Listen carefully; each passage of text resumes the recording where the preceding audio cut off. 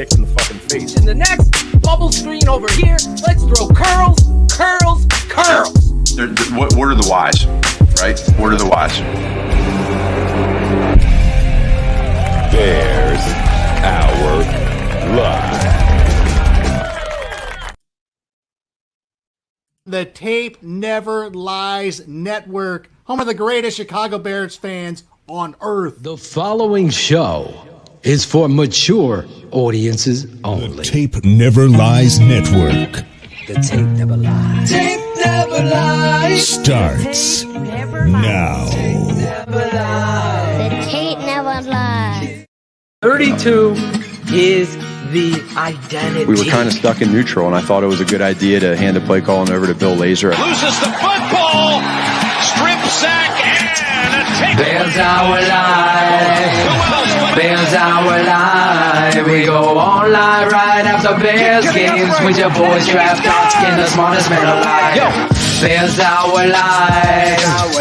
Bears our life. We go on live right after Bears games with your boys draft talking the smartest man alive. Ran up with a true analysis you expect. Raw passion for the show. Bear fans get nothing less. Locked in with real emotion and passion for every play. Coach Phil gonna bring that range, but in with facts by shade. Post game show like nothing else you're gonna hear. Some can try to copy, but a bucket's not sincere. Delivering the truth on what just happened to be clear. That's why we're on TV so you can see it, not just hear. Hey, yo, with Draft Dr. Phil, you know it's always hit sticks. Splitting double teams like 96 Hakeem hits. You can tell the shit matters. Their love can be felt. Critical of Nagy cause the talent he's been dealt. As our life keeps growing, Shane's all knowing. Delivering the truth on how the QB's throwing. Dimes on time, just lacking fundamental. Whatever the case, we get hot like Cecil. Fiery discussion about what happened in the game. This ain't your daddy's postgame, so expect the fucking flame. Not for the average fan, a loss they can't survive. But don't you worry.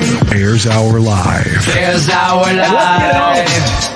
Bears our life. We go on live right after Bears. I don't think we're that much. The man, the myth, the red legend, Draft Dr. Phil Otoshun. Because teams realize, hey, we gotta stop Matt. When you put that much into it, you don't let that. And the guy next to you said, "You son of a bitch, you better block." That's what happens. That's when you have a real good team. And let's get it on.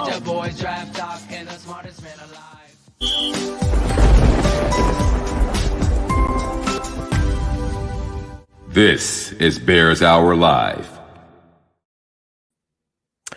Hey, a little more of the same, Bears fans. Bears drop it 24-14 against the Green Bay Packers.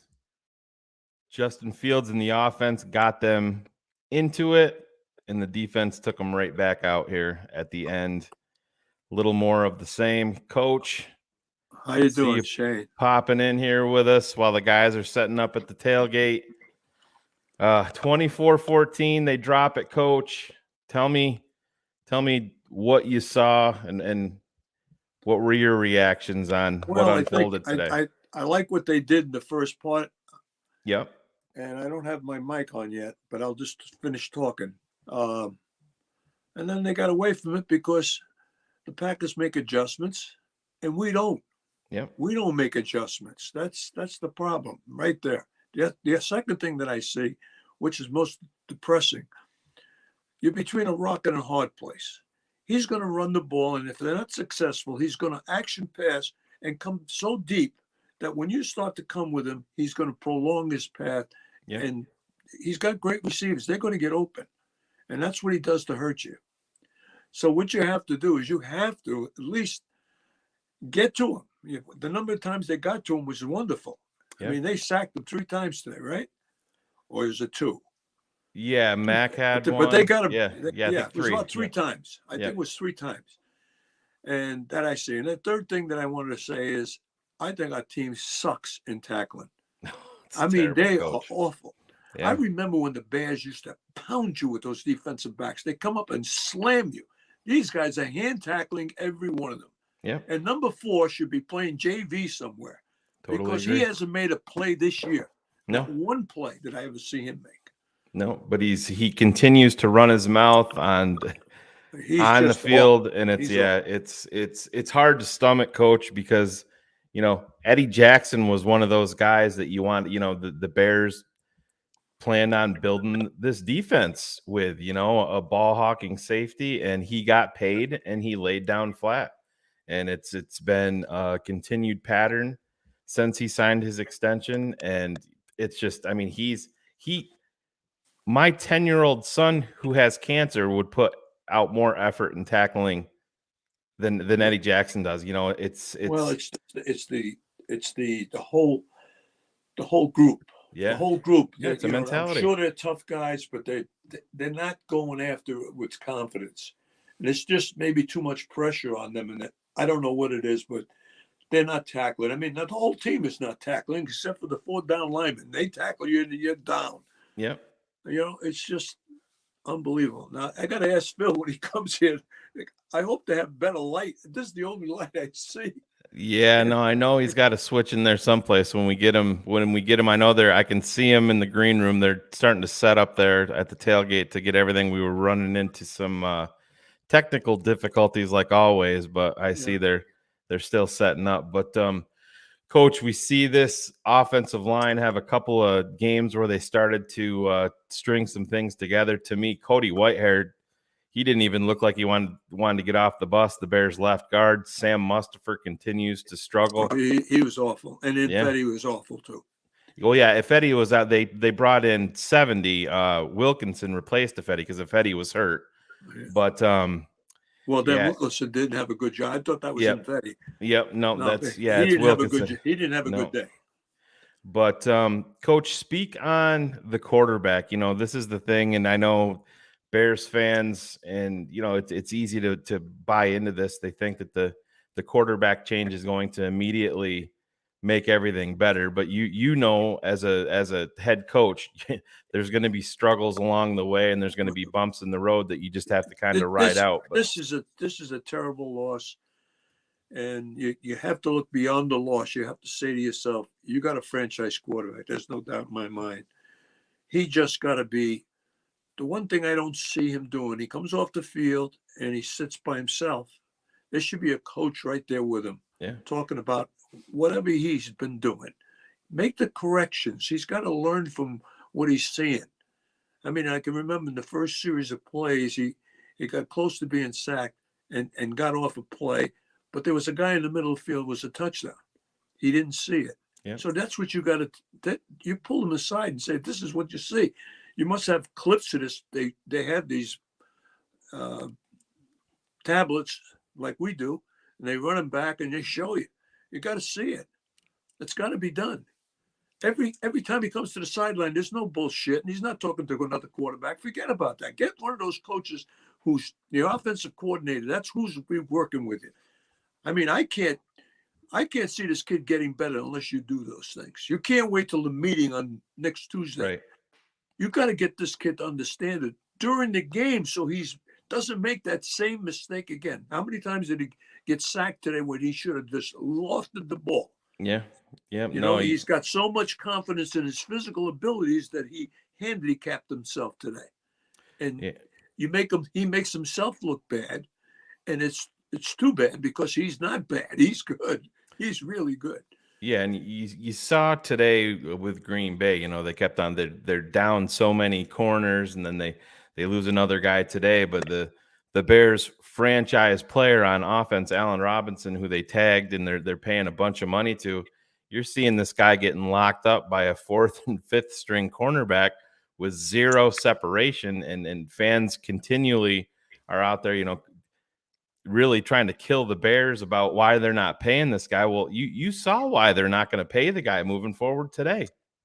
Yeah, it's definitely there's things you can do. I mean, there's things you can do. You have to have a game plan. A, B, C. Yeah. A, you're running. He had a great first quarter. He comes down the field and scores. That was great. All of a sudden, they make an adjustment. It's time for you to make an adjustment. You go to a different set of things that they haven't seen. And that's the bottom line. You don't give him the same stuff that he's past that now. Yeah. You're waiting because this is his first game. This is not his first game. You got to make other things happen for him. Are we live or is it just you and I? No, we're live. We're live. We got about 900 people watching us live, Coach. I just texted Phil to ask him where the light switch is for you so you can see a little bit better. But he's hustling to get back to the when he gets on, I'm sure.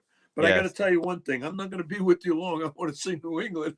Oh yeah, no, do what you got to do, Coach. We'll hold it from here. But Coach, real quick before you do take off to watch the Patriots, can you speak on number 24, the running back for Chicago today?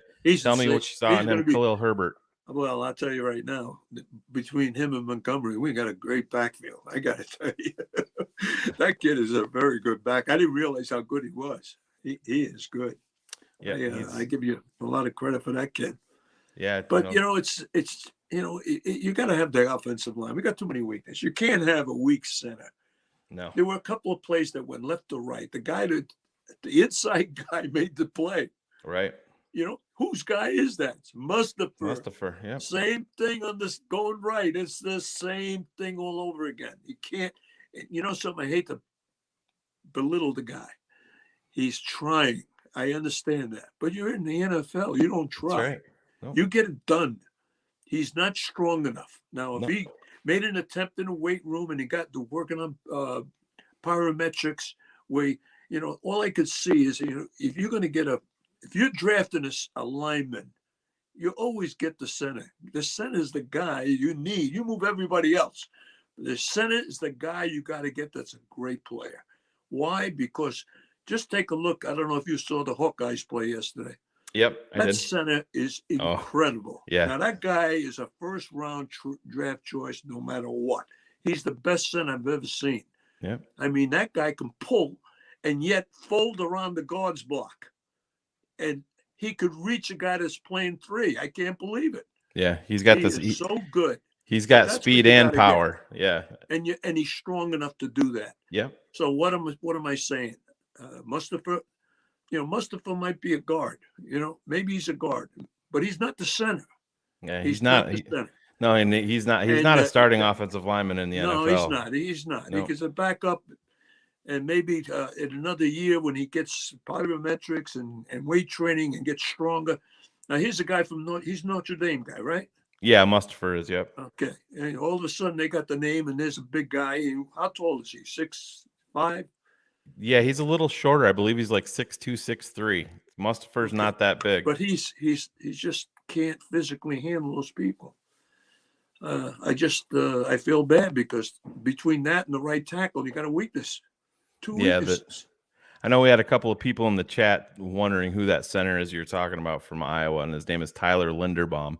And man, if you we're not obviously getting into the draft talk yet, but he's going to be a guy that is going to be a huge focus. The Bears probably have zero shot at him with no first-round pick this year. But I know Phil was on him early and often, and boy, would he look good in the navy and orange right now, because it is a huge issue along the Chicago Bears offensive line. Yeah, listen, I'm trying to get this. I'm going to try to put this thing in while we maybe get Phil on. Yep. Yeah. I know he's hustling to get back, but you know how that crowd is at Soldier Field after the games, and I'm sure they're almost there, according to Phil. But 24-14. It's going to be interesting to see what comes out of this press conference. The Bears had their chance. They came out, and this is one thing that we see with the Chicago Bears team so often in a big game. They come out early, they script their first 15, they go down and they make a play, and then they're almost non-existent for 3.5 quarters. And you saw a little bit of that today. Justin Fields ended up, towards the end of the game, seemed to get a little bit of momentum built up with his way, and have them moving forward. But then the Bears defense just totally collapses. You saw Jalen Johnson thought he had some help up top. He did not. And you see the best wide receiver in the NFL make a play. This is one thing that you continue to see with the Chicago Bears defense. I know Sean Desai has designed some good pressures, but each and every week you see a mental breakdown, a busted coverage from this team on defense. last week against the Raiders. You saw Brian Edwards drop the ball. You knew you weren't going to get fortunate like that against a quarterback like Aaron Rodgers and the wide receiver like Devontae Adams this week. They connected, and it was essentially the nail in the coffin right there. He did step out at the 20, but it's just more of the same with the Chicago Bears. They continue to shoot themselves in the foot early and often, and we're not a network here that is going to blame absolutely everything on the refs. But Coach, there was a lot of crazy calls in that game today. I mean, the second touchdown run by Khalil Herbert, they called. I gotta give Sam Mustipher some credit here. How on earth they called that holding was beyond me. I don't think that was a holding. As a matter of fact, that was one of the best plays he'd made the whole day. Totally agree. And I just can't. Yeah, I couldn't believe that too. There's a lot of things, and it's a rivalry, and you're playing at your place. Game, you got to win that game. Yeah, your guys have got to be. When I look at the Bears, the tenacity that you want in the Bears is not there. Now I can't blame you. What's his name? 96. What's his name? Akeem Hicks. Akeem Hicks. He gives you. He's been hurt. He goes in. He great play. Off to the sideline. He's got an injured thigh or whatever the heck it is. But something. We are playing for the championship. You want to win that division. You got to come down on the field. I don't give a damn if you got a boo-boo. You got to play. He's a tremendous player that needs to be in the game. And I'll tell you the truth. I used to know NFL players. They're worried about their career. You get in this game, it's a special game. And you need a special leader to get you going there. And you need a guy that motivates you, that makes you play that way. And when I saw the tackling, I would say, get the hell out of here. Yeah. What kind of tackling is that? Yeah, tackling is terrible. Terrible. Yeah, it is. You got to push people, they run. Yeah, it's definitely a mentality, Coach. And I mean, that comes right back to it. We saw number 97 this week. We know how it is. It's always the second guy that gets caught. Aaron Rodgers grabs Mario Edwards' face mask. Mario Edwards gets up in his face and starts pointing him at him. They flag him for the unsportsmanlike conduct. Right, wrong, or indifferent, he's always going to be the guy that gets caught. He got another one last week. As a head coach, when you see your defensive lineman after the play is over get an unsportsmanlike conduct penalty, how are you handling that as a head coach? Well, you got to handle it. You got to walk away from it. And if you don't, you got to make them accountable, and you got to fine them. I mean, what else are you going to do? Yell at them? Hey, this is the rule. The rule. You get a penalty after somebody hits you or something, and you get called for it. You're the one that's going to get fined from us. Yeah, that's it. Yeah, that's it. You know what to do really is yell at the ref. Hey, did you see that? Did you see that? They'll get called. Yeah. Make them aware, and then just put that seed into their head that you're going to be there early and often, reminding them of everything. But there was one of my favorite coaches. Is I love Bill Belichick, but Bill Parcells, he was the master. And you don't pull any wool over his eyes. I got to tell you something. And he wouldn't tolerate any shit. Yeah. And he'd just get you and say, go home. Go home. We'll find somebody else. Yeah. Oh, you got to do that. You only got to do that once. Right. You can take your best player. I'll see you. Go home. I'll see you again. Yeah. And that's the end of it. Sends the message to everybody, underneath him that's following that guy. No, I agree, Coach. And the lack of accountability on this team is awful.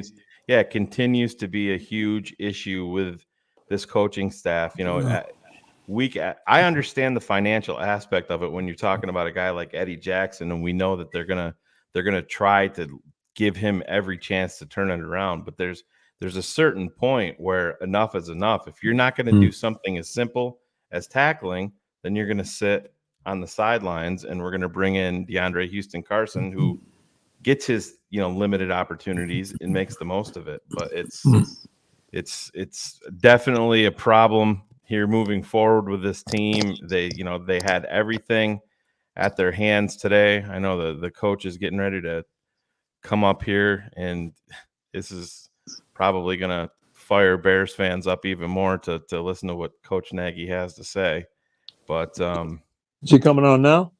Yeah, he's not up there yet, not on the feed that I have. But as soon as he hops up there, we'll get it ready for everybody and share it with them. But just to recap real quick, the Bears fall to the Packers 24-14, moved to 3-3 on the year.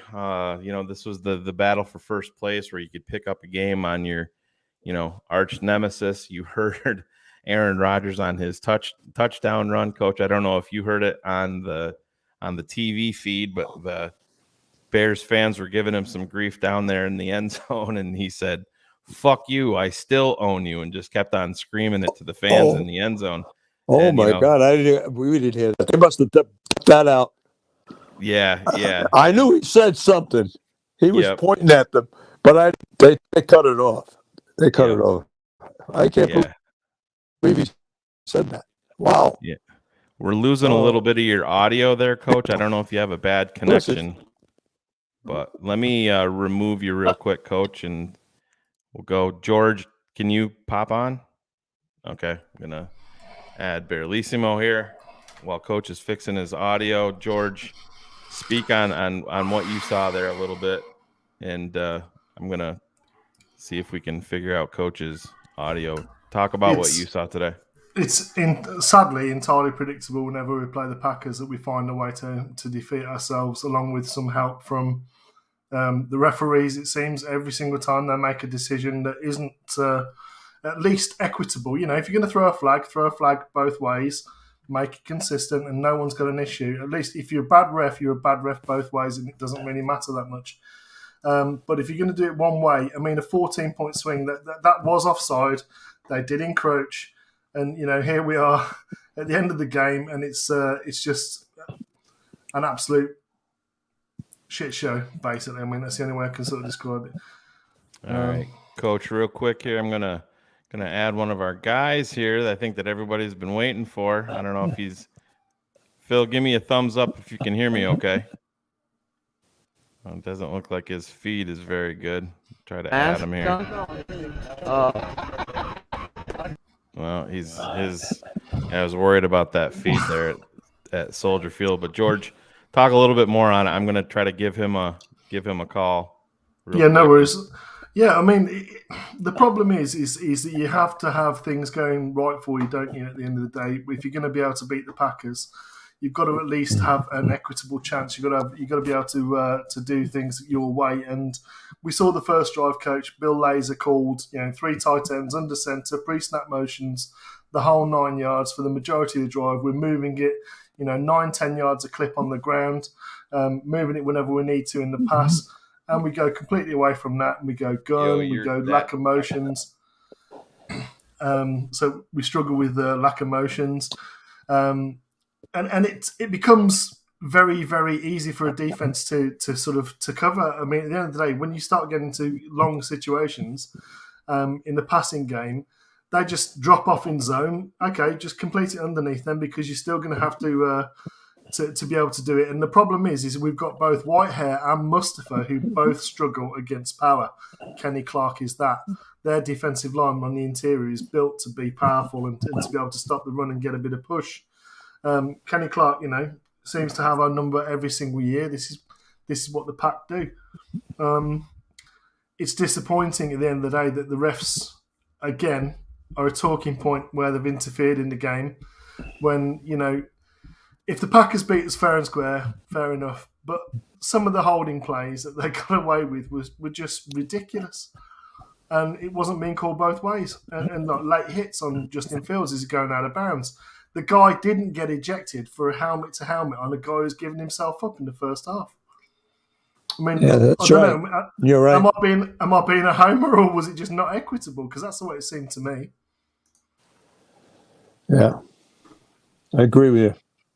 Yeah, Phil's just struggling with his Wi-Fi signal, I think. So I think maybe they've got the van out to try and stop him. Maybe the McCaskies have got the van out to try and block his signal. So it's a possibility, but I think Shane's trying to work away with him in the background, try and get it workable at least. You think they're trying to stop it? No, it's just that was a bit of a joke, Coach. But God. I was going to say, I can't. No, I don't think they're that competent, Coach. I don't think they know how to do it. If they tried to stop Phil, they'd probably actually put him on their live feed from the press conference. Yeah. That'd be about as good as they could do. But my problem is that yet again, it felt very Nagy. And I said last week that the play sheet seemed to be very heavily Nagy inspired, Nagy led. And Bill Laser is calling from that play sheet, and that's the thing is, when you're calling from a play sheet, you can only call from the plays you've got. And if that's 90% Nagy, it's going to look like Nagy's offense. And when you get into long situations, that's sort of that's West Coast spread, pre-snap motions and levels. It's only going to work so much before they start sitting deep and say, okay, we'll give you the underneath, and that's George, that's kind of where they went. We got the coach here. Let me add that up. I'll add some audio here for you. Hold on a second. But we didn't have time to be able to see it and really have confirmation. And so I was trying to buy us some time. And it's that risk reward again. You'd love to be able to challenge it and save that extra timeout. But we ended up, we lost the timeout, but saved the challenge and got the fourth down. Big picture, Green Bay is the team that you guys are always choosing. Mm-hmm. This looked more competitive than the games. Yeah. How do you evaluate some progress or right. some self-inflicted problems? Yeah, no, you know what? All that said, it's trust me, this hurts. It stings. It's not fun. Our guys understand that. Whether it's a big loss or a close loss, to us, it's a loss. At the same point in time, we got to understand that where we're at in the season right now, and where we want to go, we got to look at it and say, okay, together, where was it? Was it a couple plays here or there? Was it big picture? Do we feel good with where we're at, but understanding, okay, situationally on all three phases, can we get a little bit better? And, it's a long season, but at the same point in time, again, I think that's where you got to find the resiliency, and you find the guys that really criticize themselves as players and coaches. Hey, but at the same point in time, you don't point fingers. And we've shown over years that we don't do that. So now we got to be mentally tough. We got to get physically healthy as much as we can, because it's a long season. But then we got to use this as, like you're saying, being positive about it and being able to take this and carry us into, a big game next week. Well, which way do you look at it? I mean, do you look at it like this was better, we were closer, we were more in the hunt than we were before, or we really blew? Well, I look I look at it, when you go back, if you're comparing to last year in Green Bay, that was an ugly loss. That was a rough loss. Then you go to the one here at home. And again, we had an opportunity of 4th and 1 last year in the fourth quarter, and to be able to convert that and make it I think it was a 5-point game. This year, again, it's about finishing. It's about in those moments. And even to the very end right there with the offense getting down there, down 10, to be able to worst case get 3 with 3 timeouts and be able to say, okay, you got to get first downs. We're going to stop the clock, get the ball back and go down and score a touchdown.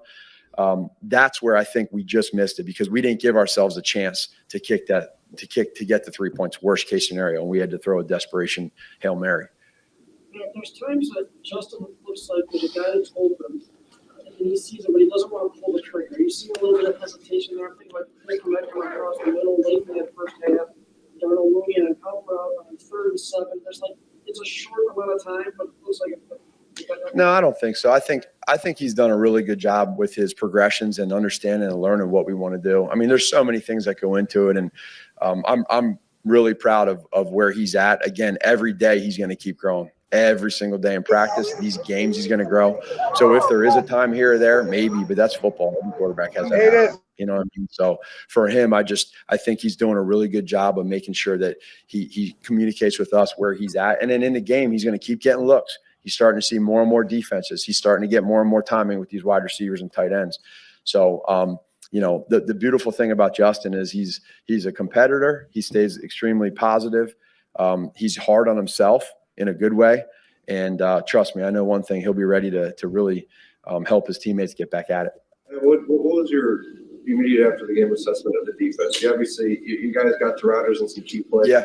But they still, they ran the ball well and he still made. Yeah, they had some big runs there towards the end, and we talked about it in the huddle down there towards the end of the game. Hey, we got to, at worst case, hold them to a field goal and make it a 6-point game, and they ended up getting that touchdown on the scramble touchdown.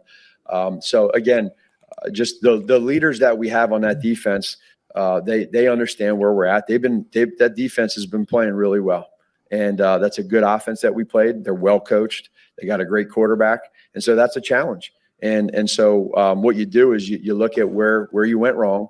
The effort by our guys is always there. Notice he doesn't say to tackle.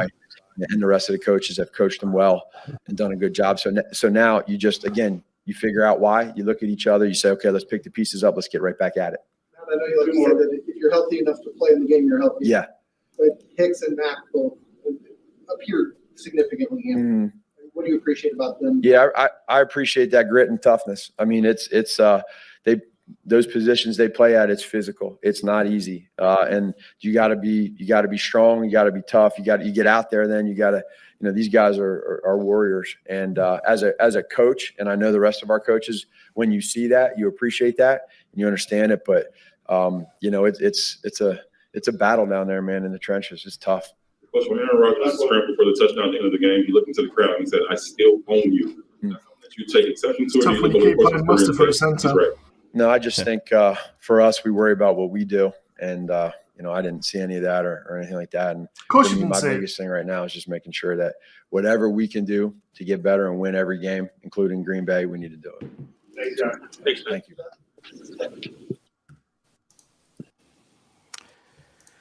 Oh, boy, it gets a little bit hard. I'm going to try to add Phil here, see if he can want to remove that comment, George, and I'll try to throw him up here. Yeah, sure. See if we can. Phil, can you hear me? Can't. My phone ain't connecting. Phone isn't connecting. Yeah, I don't know. We're having some issues in the lot there in the south lot with the Wi-Fi connection. We had it running earlier, and of course it was smooth. But in true Chicago Bears fashion, everything goes downhill real fast. We'll go back and look at the tape, Shane, and we'll find out what the Wi-Fi's are. We got to find out the whys, George. That's for sure. George, I got to talk to Coach a little bit about 24, about Khalil Herbert. One of the bright spots that came out of today. Ryan Pace, for all of his warts, he seems to continually hit on some of these guys late. And yeah, talk about the what you saw out of 24 today, and for taking over. You talk about a huge spot for him coming into a rivalry game. Coming into a rivalry game like that, and tell me what you saw with Khalil Herbert. The same things we saw with Khalil Herbert when he was at Virginia Tech and at Kentucky. The kid is a really good zone runner, and you give him sort of a stretch look, and he's got the thing Tariq Cohen struggles with. He has, which is vision. So when he sees any cutback lane at all, a sniff of a cutback lane, he's patient enough to keep pressing until it opens up, and then he cuts back into that cutback lane, and he makes yards after contact. He drives his legs. He's powerful in the lower half. He's got really good contact balance. The kid is a really good running back, and he's shown to be incredibly valuable. And Ryan Pace, whatever you want to think about Ryan Pace, at the end of the day, his worst mistake is Nagy and then enabling Nagy further. But the players and the turnover of the roster and the value he still keeps getting from his drafts. Yeah, we've had some first-round misses, but the last 2 or 3 first-round picks that we actually had look improved. And some of the later round guys we're getting are just tremendous value. But Khalil Herbert, it's like we said on Draft Mob, Shane. The kid is just a really good zone runner, and he fits the system perfectly as a complement to David Montgomery. Very, very similar and stylistically runner to him. Let me try to add our guy back here one more time, see if you can hear me. Phil, you got us? Yeah, I can hear you out here. That's a little bit better there. Me? Yeah, no, we got you. We got you. Yeah, it's not perfect, but it's a lot better than it was. Is that Jackal stripping behind you? Tell him to keep his clothes on. Yeah, everybody's out here in the parking lot. TTNL, technical difficulties out here, just like the officiating today. Obviously, anybody watching the game, obviously I'm live watching the game. The referees completely changed the tides of momentum with the Kenny Clark jumping off sides, no call. Justin Fields had a free play and tried to throw it down the field. And obviously it got intercepted, which changed the whole momentum of the football game. You know, I don't know if you guys can hear me, but Yeah, we can. it's loud out Gotcha. here. But Can you hear us? that truly, yes, I can hear you. Fans are disappointed here, but it's the same old story against Green Bay. The officiating, you're already playing a well-oiled offensive machine led by Aaron Rodgers. So to be able to go out there and help Rodgers continue drives, miss calls, and continue these drives really affected the Chicago Bears. And then when you have an offense led by Matt Nagy, there's several plays in the game where he's not understanding how to use the personnel correctly. And unfortunately, Chicago Bears fail because they don't have the opportunity to run the football or use, you had Jasper Horsted. We talked about it, Shane, Wednesday night. He feels comfortable with this football player. You got to get him involved in the game. He wasn't involved. He's not involved here with the Chicago Bears. It's unfortunate because Justin Fields was needing a security blanket. Aaron Rodgers has his security blanket, so the Bears don't. And then, again, the run by Herbert, the flag is down on the football field. The roughing the outside, no call on Justin Fields. It's just over and over and over again. And then to top it off, you have Matt Nagy calling plays. And you could see him when he decided to take over the play calling, really just not helping Justin Fields out, guys. I'm over here. There's one play. Obviously, you guys saw where he used the timeout. Then he comes back and challenges. All you have to do is challenge. These are the errors in coaching this guy continues to have. Forget it, the play calls. He's just being involved in the game. Then there's another where the Chicago Bears get the first down. The referee with Herbert marks it wrong, and you're not even out there challenging it. You end up having to punt. And it's just unfortunate because these are the things. You got to kick, claw, and scratch your way to victory. And I just don't see it with the Chicago Bears offense. Completely disappointing out there today. Justin obviously was erratic. The offensive line led by Whitehair and our guy Mustafa continue to struggle. And it really affects this football team. It's unfortunate. It really is because the game, you're in the game. Khalil and Robert Quinn are really setting the momentum. And then it all falls to pieces because your offense starts struggling, especially led by the officials with a lack of consistency or anything in regards to fair. We're over here. Now we're on Switching you up a little bit. Yeah. You guys hear me over here? Yeah, we can hear you. The video feed of it is worse, but yeah, the audio is nice and clear. But go ahead. Video's worse, audio's better. I can barely hear. I can't hear you guys, but I'll say this: the feeling at Soldier Field was disappointment. Again, the Green Bay Packer fans leave this city with, obviously, as it came across the screens and our texts, that Aaron Rodgers is "I own you, I own you," and when you have that kind of confidence and that kind of swagger about you, it's unfortunate that the Bears are, behind the eight ball with that. Completely. Yeah. Yeah, the comment, I don't know if you can hear me, Phil. He said, fuck you, I still own you. I still own you. That was the comment that he had to the Soldier Field crowd. And I mean, as much as that hurts, he ain't fucking lying. he does. Is this mic? Can you hear me on this, Shane? Nah, it's awful. Your audio. Yeah. I don't know. Check it again, Phil. No. Check 1, 2. No, it's pretty bad. Fuzzy. But George, speak on that. The fuck you, I own you. I mean, as Bears fans, it fires up the masses, but at the same time, he's, at some point you just have to own it, and it is what it is. And I don't think this is good. The tides ain't changing under Aaron Rodgers as a Bears fan. I think you're on mute, George. Let me saying no. Can you hear me? Yeah, we got you, Coach. The saying that I heard when I was younger, Shane, was that if someone calls you a horse once, you ignore them. If someone calls you a horse twice, you punch him in the mouth.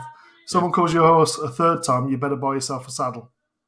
And at the end of the day, he's been riding as like a championship-winning jockey for years. So you have to take it for what it is. He did have a lot of help on that drive.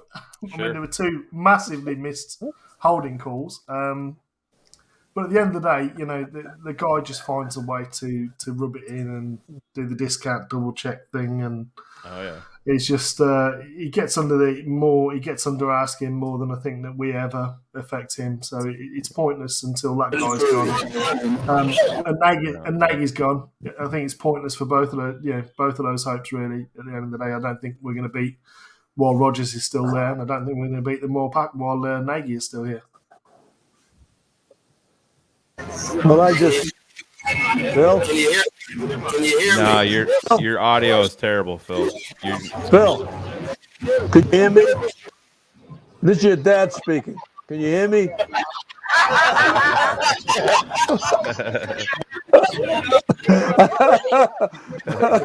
I'm in space. Listen, the kids are okay. You don't have to worry about that. All right. And I'm going to say goodbye to you because I'm going to go watch New England right now. Yeah. So God bless you guys. Thank you so much, You Coach. don't deserve this loss. You don't. No, we don't. But we're gonna, work through it. We're gonna keep building and stacking some talent, and hopefully they can make some changes here in the offseason. But we appreciate you stopping in, Coach. Go watch your love you, Coach. Your winning franchise upstairs. And I don't know about that right now, but but they got a lot better history than we do. That's for sure. No. Well, listen anyway. Bye, guys. Appreciate it, Coach. Bye, Coach. And my love to Riley. Yeah, thanks, Coach. Appreciate it. All right, buddy. Bye. Yeah, enjoy it. Check 1, 2. Can you guys There hear you me? go. There you go. Now we can. Here we go. Obviously, the people here can't hear me, but guys, I don't know how much you heard earlier, but the story of this game, George, Shane, is the officials to begin with. I don't know if you heard me earlier, but the offsides with Kenny Clark jumping offsides, getting that free play, everybody in the stadium saw it. And then it turns around on top of the Bears with the turnover. So you went from 7-0 driving down the football field to possibly, at the very least, make it 10-0. And being the driver's seat, all of a sudden you get deflated. Everybody in the section saw it. Even on the replay you see, the reality is he was offsides, but unfortunately the refs had their hand in it. Then you have the roughing the passer. You can't even touch anybody out there except the Bears quarterback. This kid's getting taken down on the sideline, torn down. It becomes unfortunate for the Bears, and you guys saw it. And then Matt Nagy, Tamir Bird dropping the football. Khalil Herbert on a screen dropping the football. Mooney dropping the football. If you're going to play against the Green Bay Packers, your arch nemesis, you're going to have to go out there and play perfect football. Everybody in unison, including the head coach, who clearly is in way over his head in the biggest games where everything fucking matters and the whole city is there for you. You continue to drop the football and not understand how to use Justin Fields in the right way. And It's so unfortunate, guys, because you had an opportunity to really steal one here and set the tone of what you're going to do. But it's the same old, Nagy gonna Nagy. And that's really the story here out in the parking lot in the South lot. Everybody was excited to see this Justin Fields, see if he was going to be the penicillin to what it is that, the Bears have consistently done against this rival, and that's let us down. And today they did the same thing. They let all of these fans down, city of Chicago down. I don't care how Matt Nagy tries to twist this. It's the same old, Shane.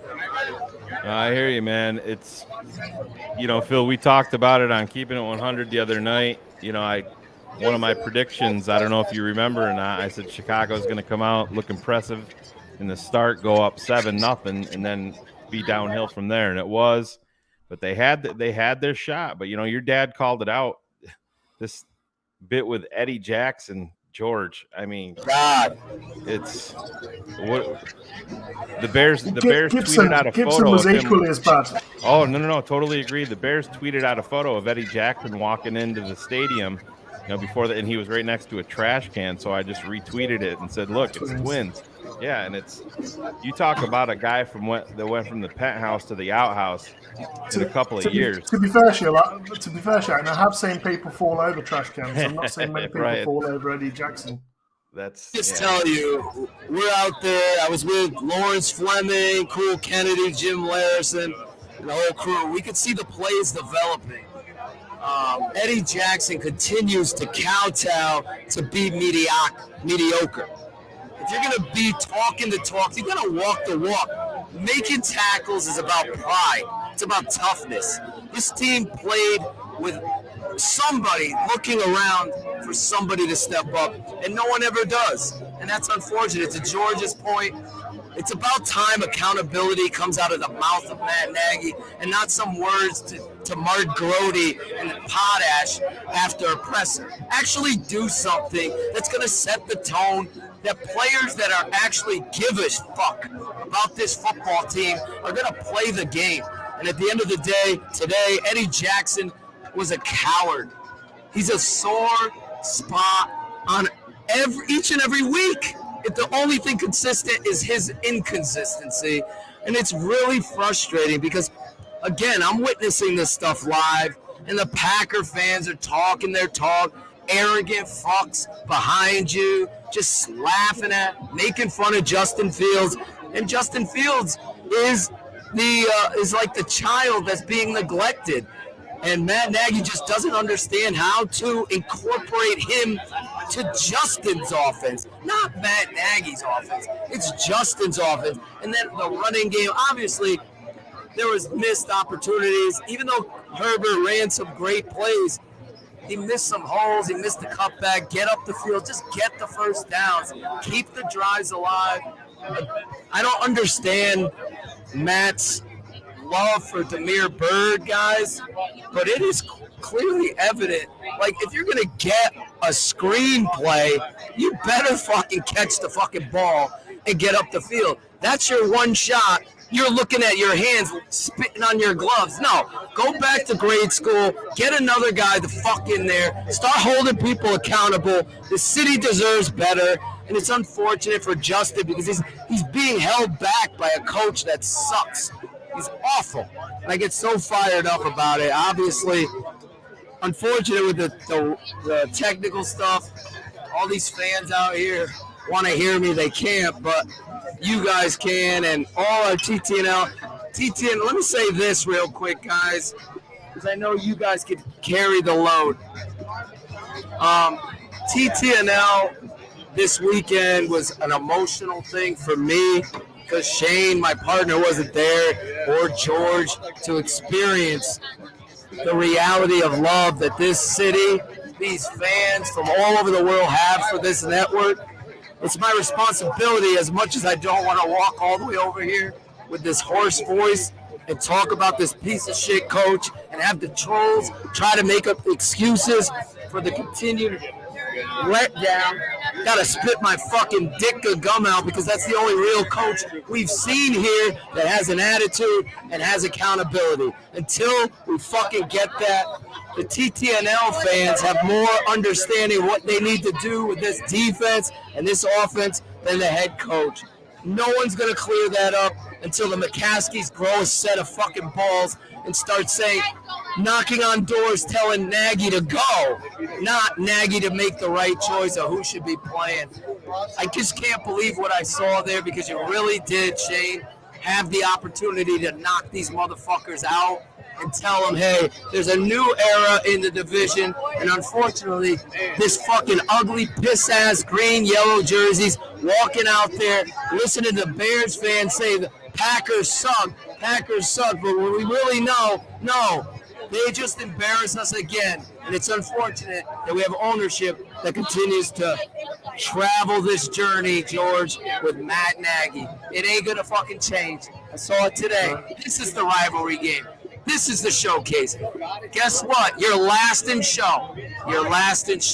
And Justin and that crew deserve better. I'm serious. Because it starts up front. White hair, Mustafa. Get the fuck. Mustafa experience is over. Okay? That's like trying to build a fucking amusement park next to Disney World. It ain't happening. Let's go. Move on. Get a center in here. I don't care if you feel comfortable with a veteran. It's got to happen. You can't do this. You can't do it to the kid. And this offensive line has to come out better next week. It's unfortunate, though. We really had an opportunity. Yeah, they continue to do the same things over and over, Phil. I mean, I don't know if you got to see the replay on the Jumbotron of Sam's snap that Khalil Herbert ended up jumping on. I mean, it never got off the ground. Yeah, we saw it. The replay stuff was hard here. Like, you pay all this money, want to see some replays, want to see some understanding. Here it is. I can see it now. You guys put it. Oh, my God. We never got a replay. We just got a replay of the recovery. But look at this fumble. He doesn't even get the ball up. He's like a freaking 90-year-old without any fucking Viagra. You got to get the ball up, bro. Got to get it up. Let's be honest here. Sam Mustafa continues to struggle. It's just unfortunate, man. It's just really is. I didn't even get to see that. I just saw a lot of Kenny Clark in the backfield. The Green Bay Packers, once they got that lead, they started having a different swagger on defense and really were game planning for Justin to get escape. Yeah, there's the hit, George. What was going through your mind when you saw that? I mean, initially I thought it was bad fucking news when I saw his head go back. Helmet to helmet, right? Yeah, I mean, he's sliding him down. He's giving himself up quite clearly, and he leads with the helmet without even putting his hands out. So, I mean, it's spearing. It should be ejected. But, I mean, obviously helmet to helmet, but then his head bounces off the turf like that. Yeah. But then, luckily, what you didn't see on that angle, but you did see on the TV copy was immediately afterwards, he just sort of popped up and was like to his teammates. Yeah, and he was smiling. I want to bring this up. Lance had a trade Eddie for a third. You're not going to get a case of urinal pucks for Eddie Jackson with his contract and the way that he's playing right now. There's no way. I mean, honestly, George, nobody would give up a conditional 6th-round draft pick for Eddie Jackson. That he comes. You would have to pay to get rid of him at this stage. Because absolutely. Because of the contract. He's untradeable. Eddie Jackson continues to be the impetus of a story of unable to tackle and be in the right place. You paid all this money, and guess what? The wrong safety went out of town. The safety from the Chicago Bears is playing across the over there with the I don't know who's calling me here. He's playing with the Green Bay Packers. Adrian Amos, consistently in the right place, tackling, playing to the whistle, setting the tone. Shane, you guys wouldn't see this. There's a big 3rd down play. The Bears are lining, have a timeout. They got a TV timeout. Guess who walks onto the fucking football field? It's Aaron Rodgers. He walks over to Adrian Amos, and he starts talking to him. You know what he's saying to him? Listen, this is on you. We can't let anything big because it matters to them. The Chicago Bears are over there with Matt Nagy deciding with his fucking diner menu what play could we possibly run here. This is the difference between these franchises. It's preparation, it's accountability, it's the understanding that this rivalry is bigger than the guys just wearing the pads. It's the city that cares. It's the players and fans that need to catch up. And Matt Nagy does not know how to sell these guys that every maniacal inch matters in a game like this. This is a rivalry game, and you're playing against the best quarterback in the NFL. It's got to be better than that because he's getting every break. You know it's going to happen. I mean, the whole crowd is on their feet cheering for the Khalil Herbert. You can feel the momentum. All of a sudden, there's a flag on the ground. Phantom hold, and you got to overcome that. It's like the refs 10, Packers 7, Bears 7, and that's really how this game is. We're going to watch the tape. George will send me the tape. We'll cut the tape. We'll break down the tape. At the end of the day, from the all-22 angle, I can tell you, with everything you had going, with Khalil and Robert fucking Quinn playing their asses off, Akeem Hicks out there playing his ass off, you couldn't capture the momentum because you don't know your fucking identity. It's really that much. All the other stuff, refs with a huge 80%, yes, we're going to look at it. Terrible calls in critical moments, but Matt Nagy gonna Nagy, Demir Bird, curls, bubble screens, missed opportunities. It's the story. These drops don't happen in New England. These drops don't happen in Carolina or the Rams. These are the Chicago Bears, and at some point, Matt Nagy can't pass the buck on to the next people. He's got to look in the mirror, ask the whys to his wife. Why did you marry me? Because I shouldn't even be the fucking coach of this football team. It's disgusting, Shane, out here. The fans are let down. Once again, the Packer fans get to walk out of here, arrogant pricks as they are, including my niece and her nephew. And that's the reality of it here at Soldier Field. It's disheartening. It's disappointing. And at the end of the day, it's another, okay, we're going to look at the tape, and we're going to try to be better the next time. That's not how you do it when you're trying to win and build a culture of winning. Phil, is that Cody Whitehair behind you, live on scene? Yes, it's Cody Whitehair. Did we lose him? Okay, yeah, I'm coming. I've got a dip, Shane. All right, man. Yeah. There he is. Yep. Greg Braggs. Appreciate you, George. See you later, man. George had to bounce. Okay. George can go for the Jesus. Listen, we're live out here. We can hear you. So what? Yeah, no. What we wanted to know is, you have the different perspective there when you're in the stands. And one of the things that we brought up that we could see clearly today is the lack of separation overall from some of these wideouts and some of the guys on offense. Can you speak on that, having that different view today? Well, you saw Allen Robinson get open, deep.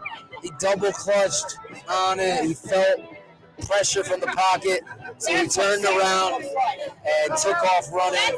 There's a few plays, but to your point, to your credit, it was again, you're going into gun all the time. You haven't established. You gotta block up the front, allow him to throw three-step game down the football field like that.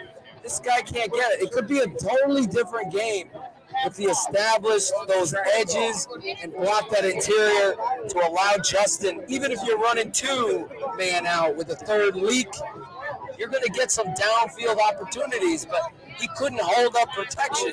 So the guy's running around, and again, Justin was erratic.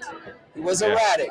Yeah, it wasn't his best game today at all, Phil. We talked about it a little bit. He just, I talked about it at halftime with Rick Hamby. He came on. He reminded me of that hamster running around on the fucking wheel. He was trying to get someplace, but he was never getting there. He was he was 10 times faster in his head than he really needed to be. And, Cars pointed it out in a private text that this is part of the struggle that we're going to continue to see while they go over these bumps with a rookie quarterback. But at the same time, we still see the special plays that he makes along the way. And that's what you want to see. But Shane, everything really quick to that point, that's where the coach has to step in and understand we are going to run the ball and we are going to be consistent there, blocking those edges and counter off that. Same thing, blocking those edges so you can get those deep shots. So Justin has time as he's learning an offense. He's confused because is Bill Lazor calling plays? Is Matt Nagy calling plays? Are they tug-of-warring credit? Everything goes through me. We saw all this stuff. At some point, somebody's got to step in and say, no, it's just Bill's job. You be the head coach. You run the locker room. You hold the players accountable and do those things.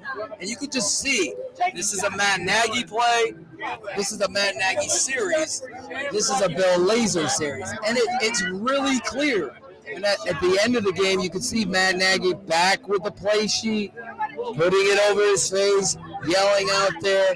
Shane, there was a huge situation where Khalil Herbert got the first down.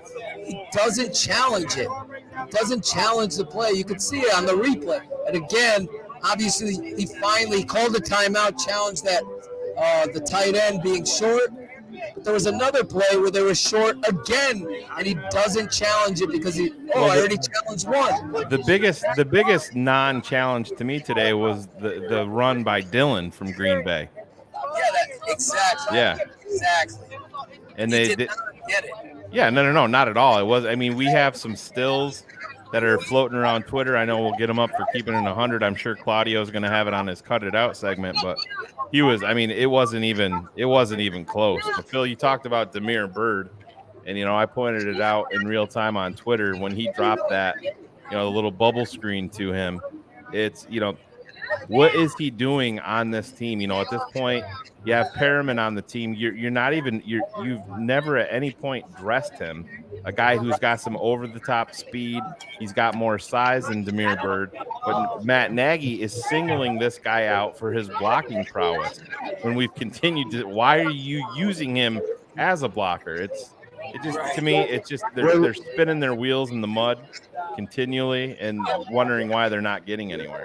They don't understand the use of personnel. Even if you're going to give a tell, you're going to put a tight end in that position to block for the run game instead of Damiere Byrd. That's the stuff that we're sitting up there. We can tell that Matt's trying to be creative when football isn't about creativity. It's about trickery. It's about establishing identity. And then all of the other stuff can be cute when you've established that foundation of what you want to do. To your point, Damiere Byrd is not the answer to trying to run the football, and clearly hasn't been the answer to try to do anything in regards to short areas, quickness, drops that screen, as you said. And it's just really an impediment to what it is you want to do. And it's unfortunate because we're laughing up there like, here we go. We're going to try to have Damiere Byrd cutoff block on Rashawn Gary or the outside linebacker, and he just can't do it. So you're defeated before you start. And that's the kind of stupidity that you got to know that is coming from this team. No matter who tries to troll you or us, we've always been right.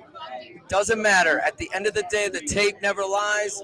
I'm watching it live from the all-22 angle, and I'm calling out their plays, and I'm understanding exactly what it is they're trying to do, and it's just, even on the front or the situation, you just can't do it. You just can't. Does Cody Whitehair have anything to say right there? Oh, how are you, Shane? I'm good, Greg. How are you? It's a disappointment, when you consider all these people that come out here today.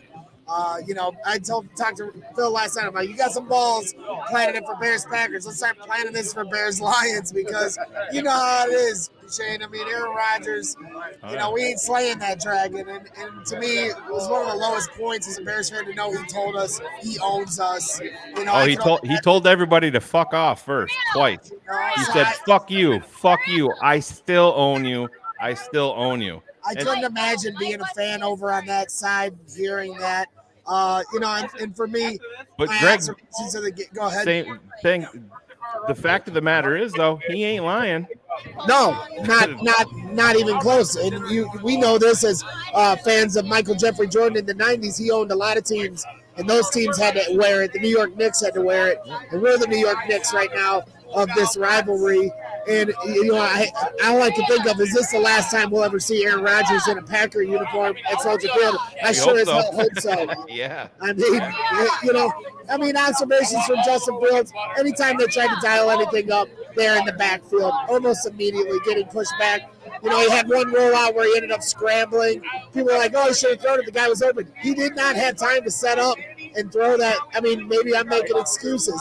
And if I wanted to continue on the excuse train for Justin, this is where we go back to training camp, preseason, not giving this guy first-team reps, and then you expect this guy to be dropped in the bucket week 2 off an injury after you gave Andy Dalton all those first-team reps, and now Justin Fields is trying to win games. Everyone wants to say this is a developmental year. All that matters is development. That's fine for fans to say, media to say, but these players are trying to win games. They get to 3-2, have a chance to be in first place, and that eradicates how you call plays.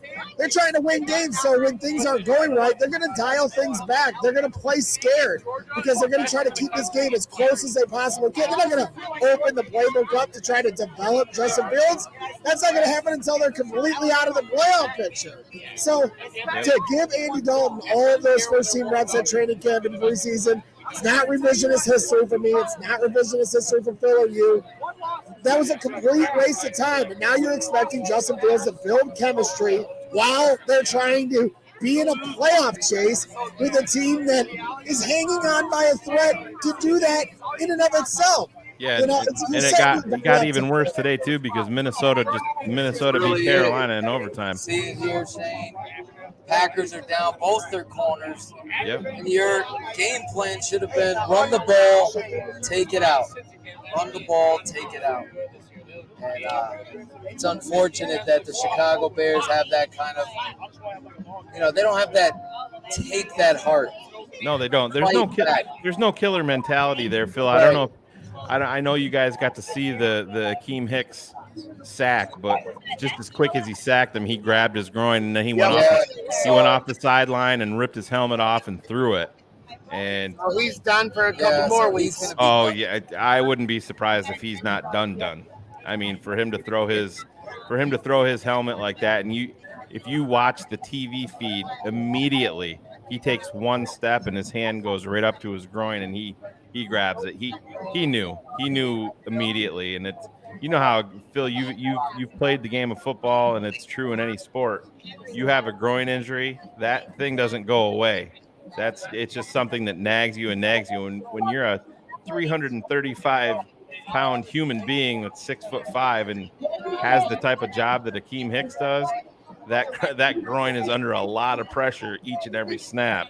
And I don't know, man. That's going to be a tough one. He's got a lot of heart, but still, I'm not expecting to see that guy back anytime soon, if at all. It's unfortunate because you just got him back. You think you're going to have that kind of weapon, and he was there. His presence was felt, but you got to pick up, move on. To your point, though, this is something that he's going to have to rest, get better until he's 100% back, because he can't continue to have players active and then they can't continue to play and get hurt like that. It's unfortunate, but that's the game of football. And the Chicago Bears really came out the gate with their defense like they did in 2019, opening night of the 100-year. Very similar feel here. You could feel like, all right, they got this game. Their defense is going to be the lead dog, and they're going to handle it. The offense just couldn't get going after that momentum changing, terrible no call on Kenny Clark. It's the reality of the whole. He jumped off sides. It was evident. I'm jumping up. He's got a free play. The whole stadium He's got a free play. All of a sudden, he throws it into the end zone. Interception. I'm like, there's no flag down? People in front of me are holding their ears. They can't believe it. No one could believe it. Yeah, and that's the sad part. You had the mouth breathing Bears fans on Twitter, trying to figure out, I don't even want to name the guy, but he was out there running his mouth saying that that's all on Justin Fields because he's expecting a flag, and learn fucking football, man. That's not the way that it works. It should have been the guy was clearly offsides. How many fucking touchdowns has Aaron Rodgers thrown over the fucking years on a free play against this team, against the Chicago Bears? He does it week in and week out. We saw it today, but listen, I'm not going to put this entire game at the hands of the refs. Yes, there was some horrible calls along the way, Phil, but at the same time, the Chicago Bears, even if there's a game where there's not questionable calls, they're going to find a fucking way to shoot themselves in their own fucking foot. That's the one thing they're consistent at. It really is. Certainly against the Green Bay Packers. Yeah, and that's the thing that drives me the most nuts. The Raiders, they didn't, have as many of these moments. It's something in the psyche when Green Bay comes to town that this team can't play functional football, and they play scared. I just want to break in here a little bit. I got Mikey Tenorelli. What's up, Mikey? I want to shout him out for setting up this tailgate with Sammy. And you guys really came out to bat for TTNL, really set this up, made everything, obviously a little technical difficulties, but the other night, last night, obviously, but then today again, to come out here, support what we're doing here at TTNL, and really understand, the passion and everything about this network. Talk about that, why you guys wanted to do this for everybody out there. Absolutely. I was, with this network from day one, and to see this loss tonight, whatever you want to call it, was just everything that we talk about came true. Yeah. And as it unfolded, it was like Phil was talking in my ear. Like I had an earpiece, and Phil was saying, "Hey, don't do this. Don't do that. No, don't run that draw on 41." Exactly. Out of shotgun. And it happened. And I just hope that we can turn this around. I really do. And I don't think it's going to happen with this ownership and this coach, but we had a great time here. I'm glad everyone came. Yes. Glad everyone came out. We had a great lot of people tonight. out here. And we're 3-3, and who knows? Yeah, it's gonna get better. We go to Tampa next week, guys. That's Mikey T. I love this dude. These guys out here were phenomenal. It's an amazing showcase of what this network is. Last night, we just had all TTNL family. This guy right here, Sammy the Bull, brought us all together. We were down at the Crossroads Bar. And let me just say this. What you did there for me, for Shane, for all of us, Chris Zorich out there with us, it's just a tremendous showcase of what we do here. I appreciate everything you guys do. It's a lot of work at the back end of it. And I appreciate that. Like I said, the first time I saw you guys in the network, the old network, and then Phil was bringing out Phil, and probably I was back in college, sitting in the dungeon, watching film. And I appreciate that, man. I love you guys for what you guys do, and I pay it forward. And we're looking to do this again next year, guys. And we're going to grow this family. And bigger we make this family, the better we're going to be. I really appreciate you. Seriously. We love you, Sammy. Sammy sounds like he's had a couple Kool-Aids today. Yeah, he's tired. Everyone here is tired. I gotta tell you, somebody posted a picture. Last night I actually stayed an extra hour after everyone left. So somebody posted Somebody tweeted my wife was like, "What are you doing? You're gonna wake up at 5:25 in the morning, like Just wake up, put the alarm on, and don't worry about it. All right. Phil, real quick, somebody tweeted out a picture of you and Sammy standing next to each other. Yeah. Or no, it was Braggs and Sammy, and then they said, "What the fuck happened to Phil? Is he on the Barry Bonds steroid program?" I'm like, that's not Phil, that's Sammy the Bull. Yeah, it wasn't me. I'll tell you that. Everyone was shocked how big I was. Like, I holy was shit! shocked. I was like, you're a big dude. I'm like, yeah, I'm tall. I did not know how big Sammy the Bull was, but now I know why he has that nickname, Sammy the Bull. Yeah. But Shane, Greg, everybody, Cool Kennedy, Caden Whitlow, Ron G, running around here apologizing 15 times because of the Nah, dude, it's nothing to be apologizing for, man. We appreciate the effort. You know how it is, man. We adjust on the fly. We know the whys and we figure them out immediately. We transition. We don't need to go back and look at the tape for shit like this. We roll with it. We make it work, and that's the TTNL way. Yeah, it's a tough one to swallow here because last night was just so epic. I know you couldn't be there, but everybody, it's like a chorus. Like the only thing missing is Shane, and we're gonna make this happen again next year. 100%. And obviously you and Riley get out here together with us. Damn right. And I can't thank all of these guys enough. Greg Braggs bringing the food out here. My wife, Steph. Just everybody, Alex Acevedo, the swag man, just everybody out here working together, showing the team. Is that Claudio?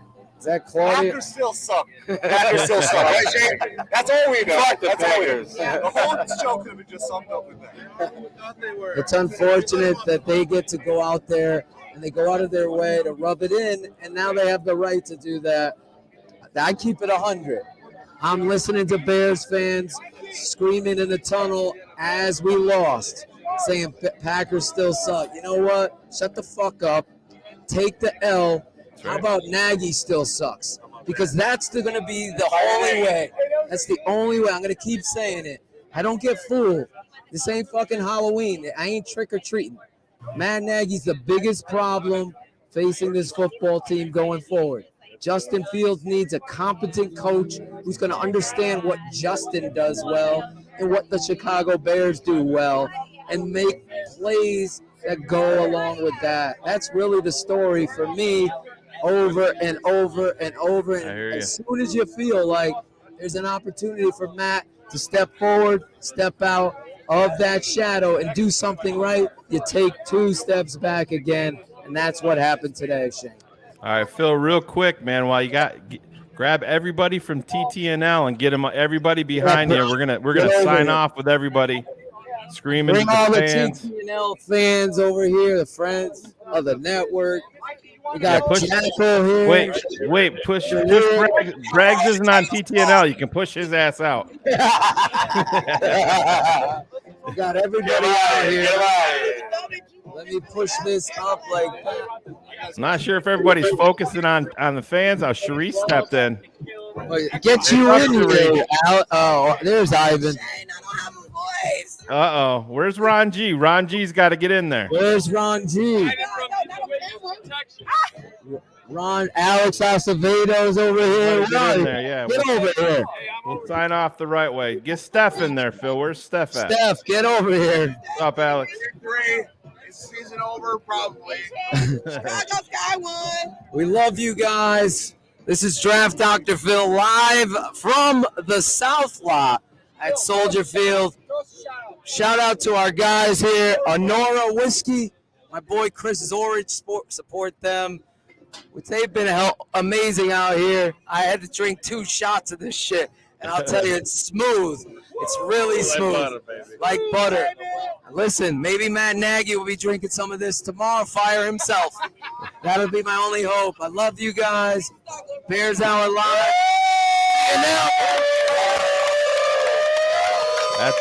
That's a perfect way to end it right there, guys. I see Cool Kennedy, Josh E there in the back. Ron G's in there. Alex Acevedo. Appreciate everybody. Acevedo's a more handsome version than Claudio. That's the version. Love you, Shane. Signing off here. God bless. Bear down.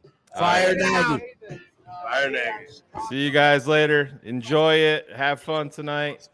BHL crowd, we're going to get out of here a little bit early. You got to see all the TTNL crew. There's Ivan Vargas. Ivan, thank you for helping out. There's Steph, everybody.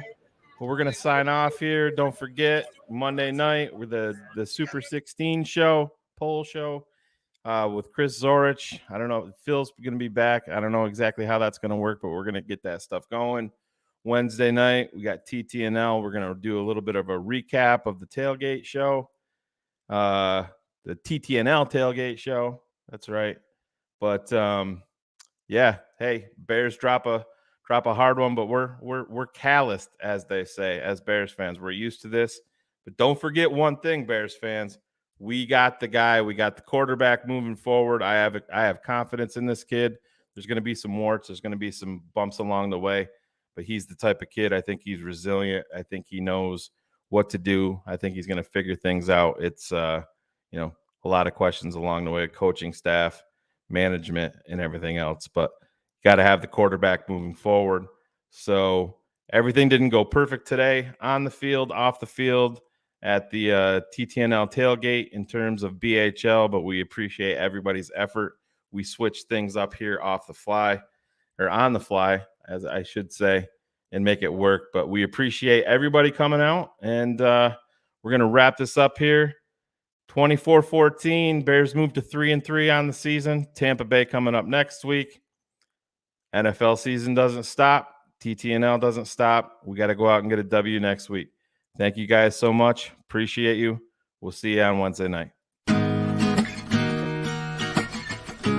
Thank you for watching Bears Hour Live, the best post-Bears game show on the planet, on the Tape Never Lies Network.